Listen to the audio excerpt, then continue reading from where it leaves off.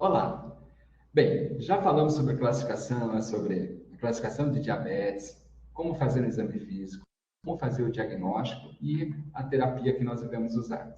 Não esquecendo que quando a gente faz a insulina, geralmente a gente começa a iniciar a insulina em pH de 0,5 por quilo, tá certo? E divide-se em dois momentos, 2/3 em jejum e 1/3 à noite, tá?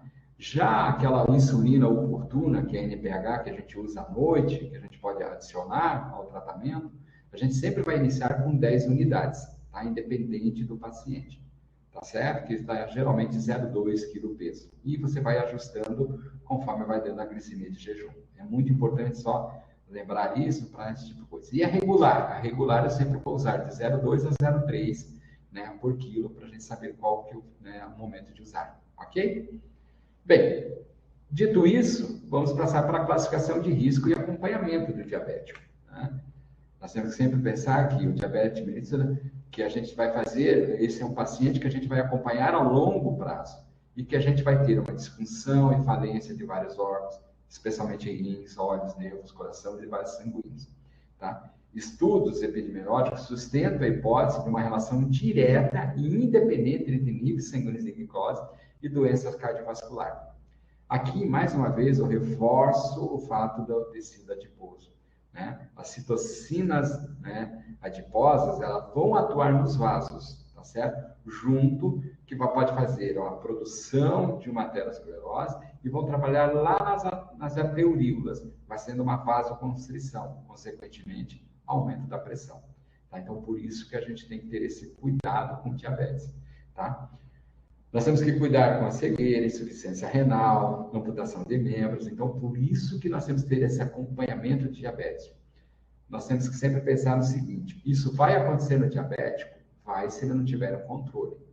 Mas, se a gente conseguir um acompanhamento adequado, se ele tivesse os controles glicêmicos, a chance dele ter cegueira, problema renal, amputação de membros é muito menor. Por isso, a importância do acompanhamento do diabetes, tá certo? Vamos classificar, tá? O diabetes, por que eu faço essa classificação? Essa classificação é importante para que eu possa ter esse paciente no meu consultório.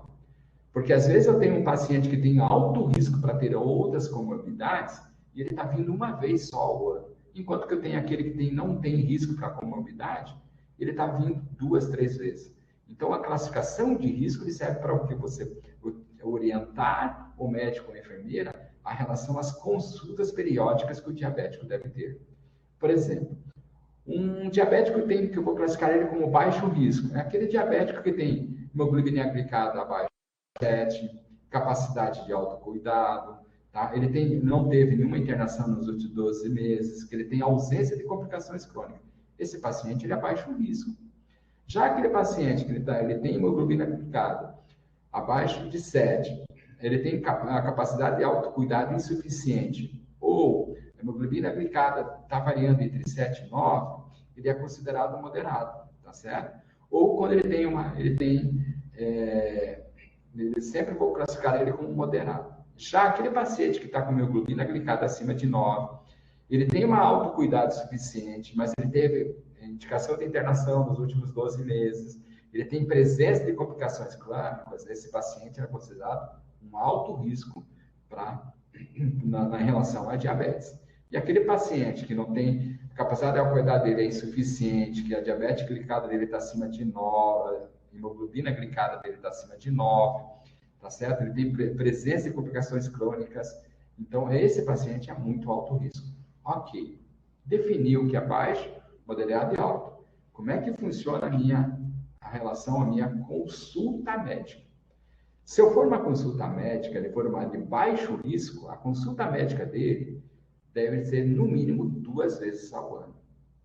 Se ele for moderado, ele vai ter 3 vezes ao ano. Se ele for alto, ele também vai ter 3. E muito alto, ele vai ter 3. Mas, o que muda do moderado para o alto? Tá certo? O moderado, pode ver que ele vai ter consulta com a enfermagem 3 vezes ao ano. O alto, ele vai ter 2 vezes ao ano, e o muito alto 2 vezes ao ano. Então, ou seja, Quando ele é moderado, eu vou considerar ele... Por que eu vou considerar ele moderado? Eu tenho mais consulta do que o alto.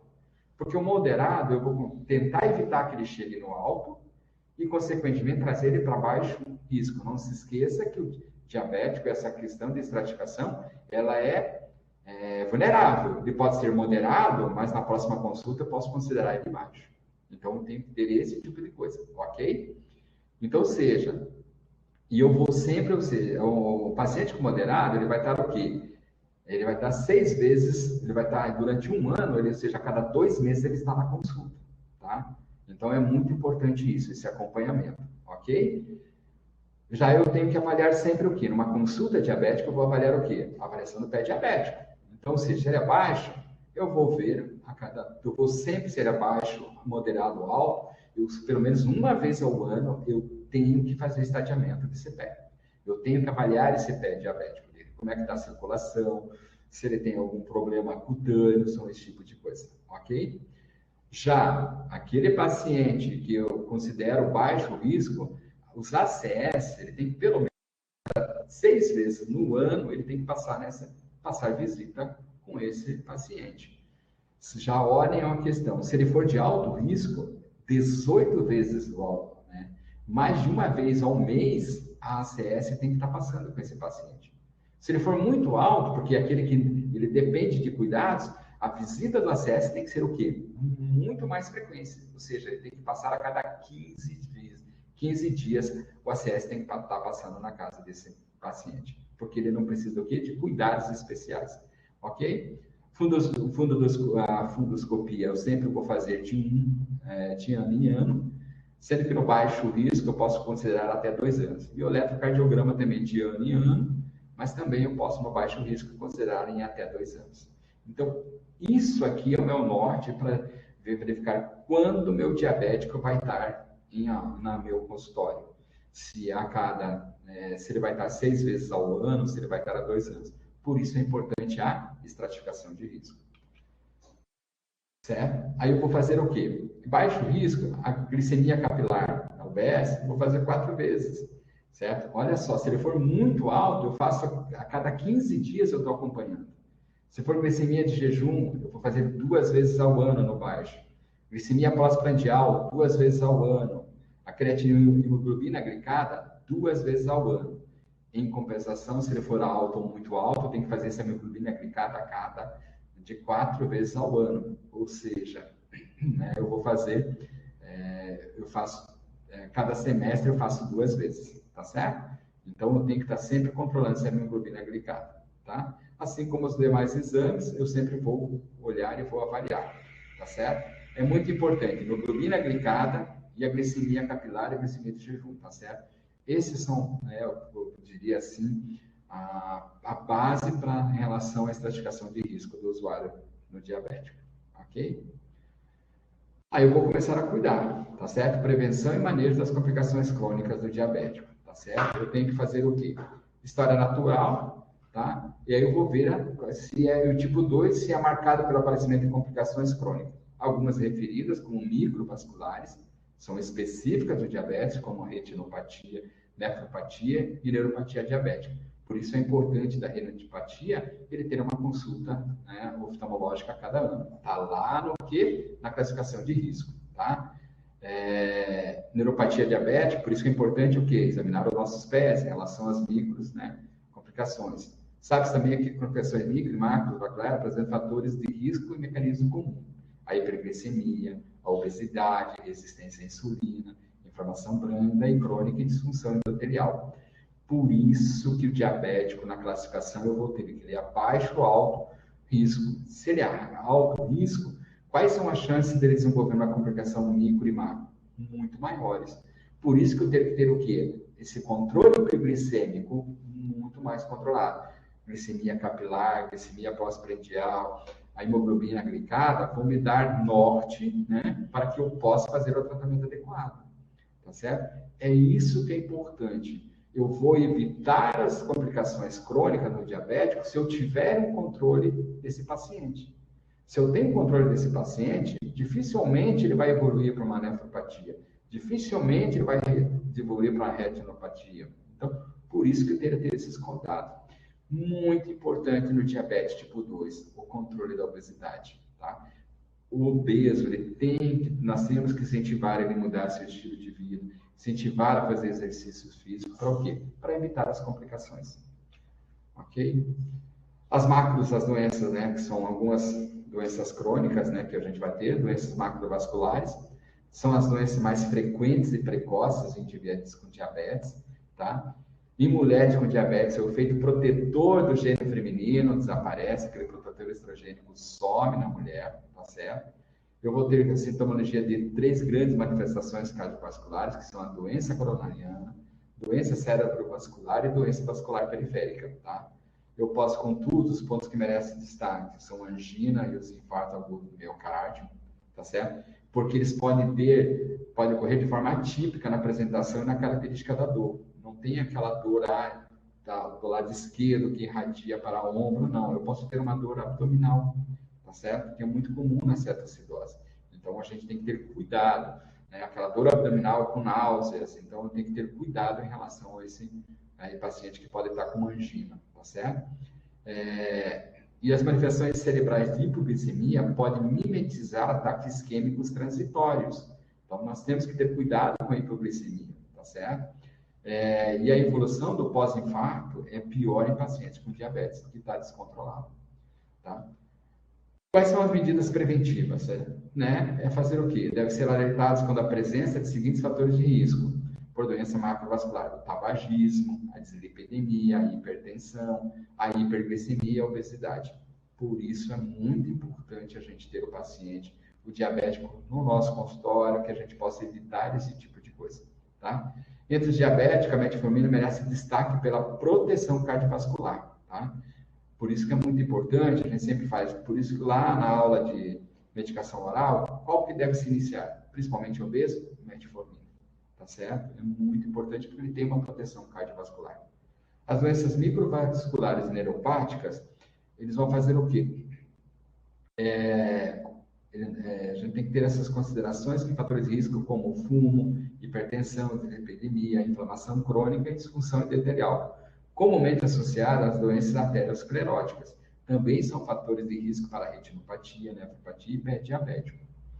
É muito importante que isso aí você está trabalhando com a questão dos vasos, a questão da disfunção endotelial. Mais uma vez, né, relembrando lá da primeira aula, a questão das enzimas adiposas, que elas vão atuar na questão, vão ter uma disfunção endotelial, vão formar junto com o aumento da glicose, com o aumento da insulina, vão formar as placas ateroscleróticas, tá certo? Então, nós temos que ter esses cuidados.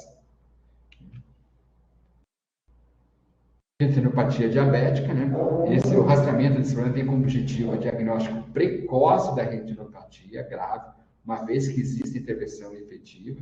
E no diabético tipo 1, o rastreamento deve ser realizado em adultos ou crianças maiores de 10 anos após 5 anos do diagnóstico de diabetes. Ou seja, uma criança ou adolescente que tem diabetes tipo 1, ele tem que fazer a cada 3 anos, depois de 3 anos fez o diagnóstico, ele tem que começar a avaliar a questão ocular dele, tá certo? Para evitar a retinopatia diabética. Tá? Tratamento da retinopatia deve-se buscar, como sempre, os fatores de risco descritos anteriormente, você tem que tirar esse fator, e o controle glicêmico e a pressão arterial, tá certo? Não podemos esquecer que qual é o ideal da hemoglobina glicada? É abaixo de 7. Tá? Se você deixar a tua hemoglobina glicada abaixo de 7, você consegue reduzir a taxa de progressão subclínica da retinopatia em torno de 54% e previne 76% o surgimento de retinopatia em diabetes com diabetes tipo 1. Então, por isso que é muito importante a hemoglobina glicada. Tá certo? A nefropatia é uma complicação microvascular de diabetes associada com morte prematura por uremia e problemas cardiovasculares. Ela pode ser classificada em fases, que é a monoalbuminúria, microalbuminúria, tá certo? E macroalbuminúria, tá certo? Então, de acordo com valores crescentes de excreção urinária de albumina. A prevalência de macroalbuminúria em pacientes com diabetes 1 pode chegar a 40%. Em pacientes com diabetes 2 varia de 5 a 20%. Então, a progressão do estado da infandiabética não é rígida, podendo ocorrer regressão da microalbuminuria. Tá? Então, é muito importante a gente ter esse cuidado também com a nefropatia. Por isso, aqueles exames que a gente faz. Tá? Neuropatia, né, que controle glicêmico previne a neuropatia clínica. Então, o mais importante de toda a prevenção sempre é o quê? Controle glicêmico. A gente tem que ter esse controle glicêmico. A gente só vai melhorar se a gente tiver o quê? Hemoglobina glicada abaixo de 7, tá certo? Se você tiver isso, na neuropatia diabética, você tem uma redução de 64% no diabetes tipo 1, tá certo? Então, é muito importante que você tenha essa questão, tá? E o pé diabético, né, com sugestões de manejo, se você tem uma úlcera, tá, se eu achar descoloração, edema, você tem que ter uma avaliação médica, se é nova úlcera, descoloração, edema, coisa, ou seja, ela vai ter que, você vai fazer uma avaliação do pé diabético anualmente, certo? Então, se você tiver isso, você tem que ter uma avaliação mais precoce, ausência de pulso, tá? Então, você vai ver esse manejo, então você vai começar a olhar com outros olhos quando aparece esse tipo de avaliação, ok? A avaliação da doença periferial, você tem que fazer a anamnese, né, o exame físico, né, se tem uma distrófica, pele fria, seca, são cuidados que você deve ter com o paciente periférico, tá? Avaliações e cuidados com pé diabéticos, tá certo? Avaliação neuromotora, o índice de tônus braquial, aonde eu posso avaliar isso? Isso aqui, o índice de tônus braquial realizado com Doppler vascular, geralmente nas UBS a gente já consegue fazer esse tipo de monitoramento, né? Mas se você tem unidades de referência para curativos do pé diabético, essas são as unidades que a gente tem. Tanto no DISA-Norte, nós temos são 1, 2, 3, 4, são 6 unidades. O Oeste, nós temos 4 unidades. O Sul, nós também temos 6. E o Leste, nós temos também 6 unidades responsáveis para o quê? Curativo do pé diabético. Tá certo? São aqueles curativos mais complicados, no qual as unidades básicas de saúde não conseguem fazer. É só ver o distrito e ver qual que você vai encomendar. Bem, aqui eu acho que a mensagem que eu tinha de deixar em relação ao diabetes, tá certo? E o mais importante de tudo, em relação a diabetes, principalmente diabetes tipo 2, é com o obeso. Como na primeira aula, mais uma vez eu toco, são as citocinas, né? Que fazem o causador de todo o processo. Então, o obeso, a gente tem que ter cuidado maior com ele. E a principal coisa é o quê? Mudança de estilo de vida. O obeso, ele mudando o seu estilo de vida, a chance dele desenvolver a diabetes é menor, tá certo? Ele pode desenvolver? Pode, porque tem a questão genética, que isso a gente não pode interferir. Mas a gente pode sim interferir no quê? Na nossa mudança de estilo de vida, ok? As referências que eu usei, essas são outras, referência para automonitoramento de glicemia capilar, tá certo?